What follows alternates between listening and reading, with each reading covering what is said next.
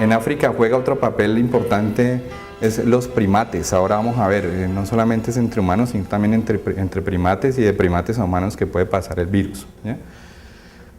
Otra forma que se ha documentado como de transmisión puede ser a través de transfusiones de sangre, pues en que en ese momento la persona que dona sangre esté en un momento con alto contenido de virus en la sangre, o accidentes de personal de salud, especialmente que se accidenta con agujas de personas que tienen contaminación con sangre de personas infectadas.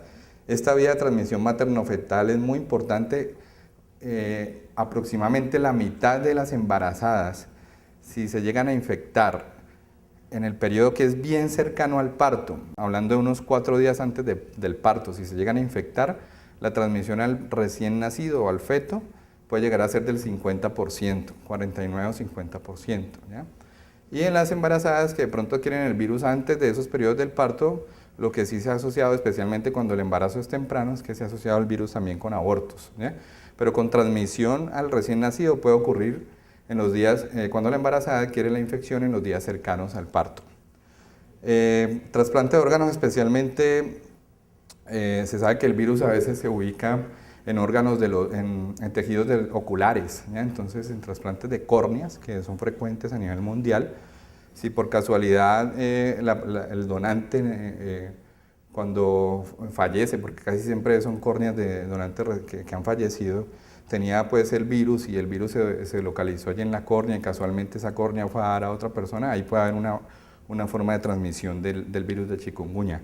Pero eso es como para mencionarles esto, yo creo que no se va a vivir ni se va a presentar con mucha frecuencia. De pronto la parte materno-fetal es importante cuando hay brotes, cuando hay gran cantidad de personas infectadas, porque en algún momento le puede llegar la infección a una mujer embarazada y pasárselo al bebé si casualmente cumple con el tiempo del momento del parto, pero la picadura de los zancudos es la clave, ¿no?, para la transmisión. Lo que les comentaba, no se puede sacar de este tipo de esquemas a los primates, porque definitivamente en África, que es donde empezó todo esto, pues se sabe que los primates también pueden tener el virus, se pueden enfermar algunas veces, los zancudos pueden pasar del primate al ser humano o entre primates se pueden transmitir. El caso es que el que tiene el virus le llega al zancudo apropiado, que es el Aedes aegypti, o el otro zancudito que vimos, Albopictus, pica a la persona que tiene el virus en este momento circulando en su sangre. Hay un tiempito que se demora, que se llama periodo de incubación extrínseco, o sea, el zancudo inmediatamente, si se va a picar a otra persona, no es que ya le lleve de inmediato el virus, deben pasar unos días, eso depende de varias condiciones, cuánto demore esto.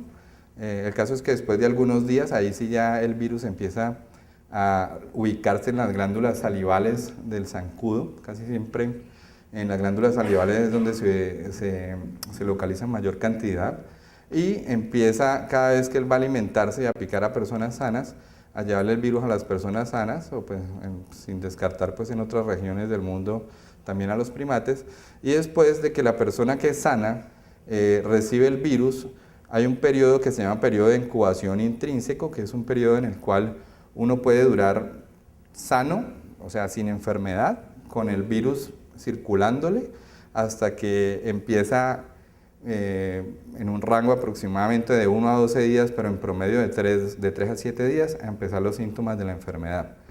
En ese periodo, a pesar de que uno no esté enfermo, el virus está circulando y uno puede ser parte de este ciclo. O sea, si en ese periodo de incubación uno lo pica un zancudo, pues también el virus se va para donde se lo puede llevar el zancudo para que siga el proceso, el ciclo de transmisión.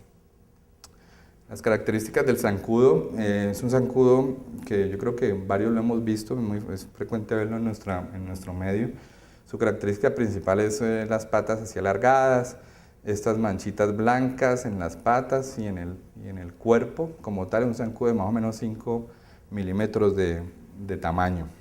Este zancudito tiene la propiedad de que puede transmitir, qué pena, no solamente chikungunya, sino que es el mismo zancudito que puede transmitir también el dengue y la fiebre amarilla, ¿ya? De hecho, puede coexistir la infección. Podría ser que el zancudo llevara los dos virus también, ¿no? Eso podría pasar.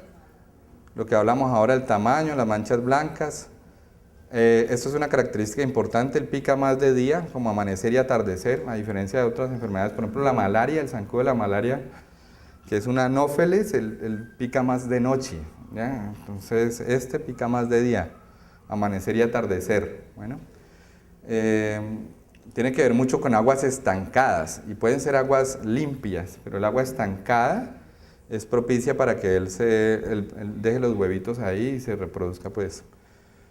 Tiene un estado acuático y un estado aéreo. El estado acuático son los huevos, las larvas, pupas, y después de pupas ya emerge del agua y empieza pues como zancudo como tal adulto. Es más o menos así. Los huevos que se depositan habitualmente no directamente sobre el agua, lo que puede leer es más bien como cercano a las superficies donde puede llegar el agua, pero no es directamente sobre el agua. Por ejemplo, en las paredes de las canecas, de los lavaderos, de las albercas, más que todo en las paredes, es donde la zancuda deja los huevitos ahí.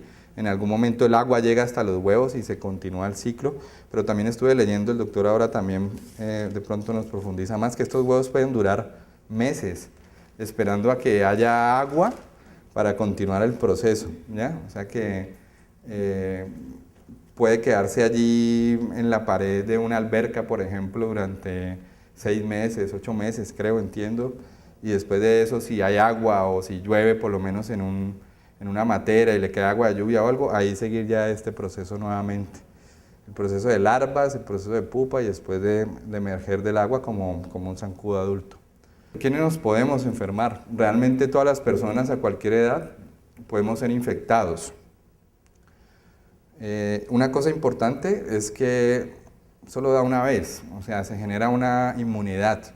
Usted le da el virus, se genera una inmunidad y usted el resto pues, de la vida, si es por el mismo virus, con los virus puede pasar es que hayan cambios, ellos mutan, entonces en ocasiones por un cambiecito que hagan ellos en su estructura o en su condición de virulencia, puede producirse un cambio total en la forma de que un ser humano lo reconoce y se podría presentar una enfermedad, pero en términos generales, si no ocurrieran mutaciones, tendría que ser solamente un solo episodio en la vida de una persona de chikungunya, ¿ya? No repetiría.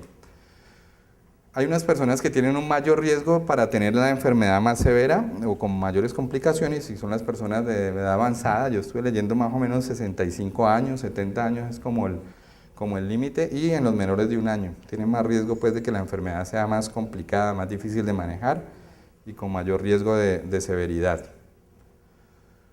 ¿Cómo la enfermedad es similar al dengue? Entiendo que todo el mundo ha escuchado cómo es el dengue, cómo se manifiesta el dengue. Tiene algunas diferencias, puede presentarse con fiebre más alta, puede presentarse con... o sea, una de las características es que se inflaman las articulaciones. En el dengue, pues eso no se ve. Este produce una inflamación en las articulaciones, una artritis. Y de pronto el periodo de la duración de la enfermedad y la limitación y la incapacidad puede ser más larga también en chikungunya.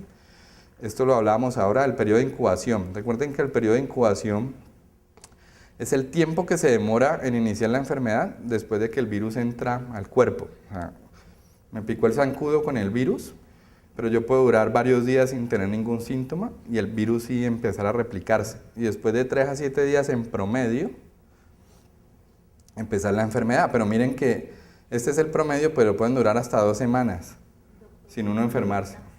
Como conocemos más de dengue que de chikungunya y realmente son parecidas las enfermedades, la Organización Mundial de la Salud, la Organización Panamericana, muestra con frecuencia este tipo de tablas que comparan, ¿ya? Por un lado, aquí el virus de chikungunya, el dengue y los síntomas. Entonces, vemos como, por ejemplo, las fiebres que son altas, mayores de 39 grados, son más frecuentes asociadas con virus de chikungunya que con el virus del dengue. Estas 3 cruces es como más cercano al 100%, 2 cruces es como cercano al 70%. Mialgias, ¿qué significa mialgias? Dolor en los músculos. Dolor en los músculos es más frecuente en el dengue, ¿ya? Artralgias es dolores en las articulaciones, es más frecuente en chikungunya, ¿ya? Cefalea es más o menos similar. Rash es como brote, el brote que se puede dar en la piel, ¿ya? Pueden dar brote los dos, un poquito más brote se ha documentado en chikungunya. Discrasia sanguínea es como sangrados, básicamente. Es más tiende más a sangrar el dengue, ¿ya? El choque es como una condición en la cual la enfermedad avanza tanto que produce un daño en los órganos y se produce, además de eso, una incapacidad de los órganos principales de adquirir una buena irrigación sanguínea, un buen oxígeno, y entonces casi siempre es asociado con hipotensión, con presiones bajitas. Es un estado muy severo de enfermedad. El choque es más frecuente en dengue, ¿ya? Por eso, de hecho, puede haber mayor mortalidad en el dengue que en el chikungunya. Pero el chikungunya da más síntomas y es más limitante, más incapacitante. Pero mortalidad puede ser mayor en el dengue, ¿ya? Y esto se refleja aquí en este tipo de condiciones como el choque. Estos son datos de laboratorio, son leucopenias, los glóbulos blancos, los glóbulos que nos defienden, ¿sí? Se bajan, ¿ya? Y se presenta más eso en el dengue que en el chikungunya. Los neutrófilos, neutropenia es cuando los neutrófilos se bajan, también es algo asociado pues a hallazgo de laboratorio, es más frecuente también en el dengue. Entonces vemos cómo hay estas diferencias. Trombocitopenia lo que es que las plaquetas se bajan. Casi siempre cuando se habla de dengue la gente pregunta, bueno, ¿y cómo están las plaquetas? En el dengue se bajan más las plaquetas que en el virus de chikungunya, ¿ya? Entonces es una comparación. Los linfocitos, estos son todas células como de la defensa nuestra. Hay un grupo que llama linfocitos, también es más frecuente que haya baja de linfocitos en chikungunya, ¿ya? Que en el dengue. Los síntomas más frecuentes que ahora preguntaban, en los primeros 7 a 10 días, que se conoce como pues, la fase aguda de la enfermedad, los síntomas que se presentan con mayor frecuencia son fiebre, que casi siempre es de inicio súbito, o sea, la persona recuerda muy bien el día que le empezó y la hora porque estaba bien y le empezó a dar escalofrío y luego fiebre, ¿ya? Eso es así. Alta, la duración habitual de la fiebre es de 3 a 5 días.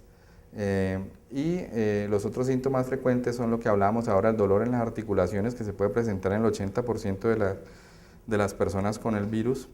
Es una característica, es que es peor en las mañanas, en el transcurso del día, como que va calmando el dolor con el movimiento. Las articulaciones más frecuentemente afectadas ahora las vemos en otra diapositiva, especialmente son las manos y los pies. Poliartritis es inflamación de las articulaciones. Miren que una cosa es el dolor, esto es dolor, y artritis es inflamación. Poliartritis es que hay varias articulaciones inflamadas, o sea, se pueden inflamar varias articulaciones. Las más frecuentes, como dije ahora, son manos y pies y casi siempre son afecciones, la afectación es simétrica, quiere decir que no es una sola mano, sino que casi siempre son las dos o los dos pies o las dos rodillas. Las erupciones cutáneas, como hablábamos ahora del rash o el brote, se puede presentar en un 40-70%, dolor de espalda 67%, cefalea. Realmente estos porcentajes, cuando uno los lee, varían mucho en la literatura, ¿ya? Y depende también del momento en que llegue la persona, a ver con qué síntomas está presentando, pero en general estos son los síntomas más frecuentemente en las personas que tienen la fiebre de chikungunya. Bueno, esto no sé si se alcanza a ver bien, que pronto hay como mucha luz aquí, pero es como el esquema del cuerpo humano y las articulaciones que se afectan con mayor frecuencia para dar artralgias y para dar artritis, ¿ya? Entonces vemos como los círculos rojos más grandes están en las manos y las muñecas, ¿ya? Manos y muñecas donde más se ve, pies y tobillos, pero se pueden dar también en rodillas, en hombros y en la región lumbar, y en la región cervical. O sea, son las zonas como que más se presentan los dolores y la inflamación de las articulaciones. Hay otros síntomas. Inyección conjuntival es básicamente que la persona se le ponen los ojos rojos o se ve como irritado de las conjuntivas. Se pueden presentar vómitos, diarrea, sensibilidad a la luz, fotofobia, o sea, le fastidia mucho la luz a la persona. Mialgias, lo vimos ahora, es el dolor en los músculos. Veíamos que en el dengue es más las mialgias. Estomatitis es como inflamación de la mucosa oral, de la cavidad oral, no solamente de las encías, sino de la mucosa que está por dentro de los labios, en las mejillas, se producen inflamaciones, se pueden producir úlceras. Eso significa estomatitis. Y sangrados, que también vimos que no son tan frecuentes como en el dengue, pero se pueden presentar en sangrado nasal, que se llama epistaxis, sangrado rectal en deposiciones con sangre, se puede presentar. Miren que lo difícil que es cuando un paciente llega con fiebre o con síntomas como los que estamos hablando, porque hay muchas enfermedades para los que estamos en un servicio de urgencias viendo a un paciente que pueden ser semejantes, ¿ya? Entonces, allí entra pues mucho de la historia clínica, de dónde vino, cómo le apareció, cómo fue, estaba en una zona de zancudo. Hay mucha historia clínica y muchas otras cosas que uno tiene que mirar para poder más o menos enfocar hacia dónde puede estar apuntando el diagnóstico del paciente. Pero aquí vemos que el dengue, el sarampión, leptospira, todo lo que hemos ahí anotado puede dar cuadros similares. Hasta una infección inicial por VIH puede dar un cuadro similar, ¿ya? Entonces todas estas cosas uno a veces como médico las tiene que tener ahí como dentro de las posibilidades y no siempre encasillarse dengue, chikungunya, porque puede haber otras cosas, ¿ya? El seguimiento es muy importante, la historia clínica y todo esto, para llegar a concluir cuál es el diagnóstico. Este virus, esta enfermedad tiene una característica que es muy importante, que es que pueden persistir los síntomas más allá de la fase aguda, ¿ya? O sea, por ahí leí que hasta 3 años en algunas personas se ha documentado la afección de dolores en las articulaciones, ¿ya? Lógico que esto no es lo más frecuente es que la persona máximo en 3 semanas ya se recupere. Es más frecuente cuando da en personas de edad avanzada o personas que tienen algún estado de inmunosupresión o enfermedades de base. Lo frecuente es que la enfermedad en 3 semanas máximo ya se acabó, desapareció. Eso es lo más frecuente. Bueno, lo que pasa es que se ha documentado casos de persistencia de síntomas. ¿En qué grupo de población se ha presentado más la persistencia de síntomas? A los que le da la infección siendo mayores de 65, 70 años, o personas que tienen condiciones de base como artritis o lesiones articulares previas, o tienen algún grado de inmunosupresión como diabetes, o toman algún medicamento que de pronto les baja las defensas. Esos son grupos en los cuales se ha visto que son en los que se presentan pacientes con persistencia de los síntomas, pero no quiere decir que a todo el mundo le vaya a durar. O sea, lo más frecuente es que se autolimite la infección y máximo 3 semanas y ya de ahí en adelante usted quedó bien. Bueno. Si yo soy por lo menos yo soy una persona relativamente sana, que no tengo hasta ahora ni diabetes, ni porque ya por 2 meses sigo igual. No, igual de pronto hay muchas cosas que no son claras todavía, ¿ya? Hay mucho que tiene que ver o sea, se está aprendiendo día a día de este tipo de infecciones, ¿ya? Mire que esto es nuevo en Colombia, es nuevo en América, no lo podemos extrapolar directamente a lo que pasó en el continente africano o asiático, pero de lo que aprendimos de allá, de esos otros continentes, es que puede durar meses las secuelas y que es más frecuente en esas personas que yo le digo de riesgo, pero sí se ha presentado casos que pueden durar las secuelas y especialmente son los dolores articulares o la artritis, ¿ya? Alguien me preguntaba qué órganos se pueden afectar, la señora ya me preguntaba qué órganos internos se pueden afectar con el virus. Cuando hay complicaciones, cuando la enfermedad se pasa ya a estados de un deterioro clínico importante, se puede presentar compromiso a nivel pulmonar con falla respiratoria, descompensación cardiovascular, o sea, personas que no manejan bien las presiones arteriales, hay problemas con la llegada de oxígeno a los tejidos, inflamación del miocardio, que es el músculo del corazón, hepatitis aguda, falla del riñón, compromiso neurológico, que pueden dar convulsiones, especialmente en los chiquiticos se ha visto más, retinitis, se inflama la retina y puede haber problemas de alteración de la visión, y abortos, otra complicación como hablábamos al principio en la mujer embarazada de embarazos de pocas semanas se pueden presentar abortos, son las complicaciones que se pueden presentar. A mí, por ejemplo, me hicieron una eco de hígado porque me aguanta el dolor y el doctor dijo que estaba inflamadísimo y muy grande. Por la categoría. Bueno, no quiere decir que en el caso suyo... No, está bien, pero hay que evaluar, o sea, hay que revisar, hay que indagar, hacer otras pruebas. hay un hallazgo, pero hay que mirar a ver por qué. No pues podemos decir ya que fue por chikungunya, pero mire que hay una posibilidad. Pero este tipo de complicaciones qué pena, se presentan es en la fase aguda. O sea, el que se enferma y en la primera semana o 2 semanas no se alivia y se empeora y es en la fase aguda. No son cosas que quedan como persisten, por ejemplo, los dolores articulares o la inflamación de las articulaciones. Si a usted le hubiera dado esta complicación en la fase aguda de una hepatitis, es posible que estuviera en un momento de recuperación, ¿ya? Pero cada caso hay que estudiarlo. Bueno, en los recién nacidos, estos son los recién nacidos de esas embarazadas que les dio el virus casualmente 4 días antes de tener el bebé, antes del parto, ¿ya? Antes de la cesárea. Esos recién nacidos pueden tener complicaciones en los primeros días de vida y las más frecuentes son estas, inflamación del cerebro, pues, del tejido cerebral y de las capas que cubren el cerebro, son meningitis y encefalitis, convulsiones, inflamación del tejido cardíaco, epidermolisis es unas lesiones de la piel que se pueden presentar así, ¿ya?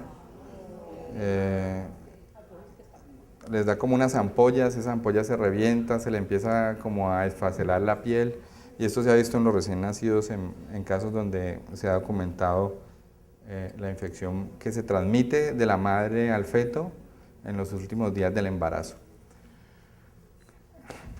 Lo tenaz de todo es que todo esto que les he contado es que básicamente produce muchos síntomas, mucha secuela, mucha incapacidad, mucha cosa, pero realmente no hay un tratamiento específico contra el virus, ¿ya? Entonces tratamos es de manejar los síntomas y tratamos de no dar otros medicamentos diferentes a acetaminofén en la fase aguda. ¿Cuánto tiempo lo puede tomar? No, pues sí, lógicamente que entre más tome uno, pues más riesgo también tiene de toxicidad con acetaminofén. Pero ahí tiene que poner uno en una balanza el riesgo y el beneficio de tomar ante los síntomas de la persona, pues también que no tome nada. No, es solamente para que la persona tenga un...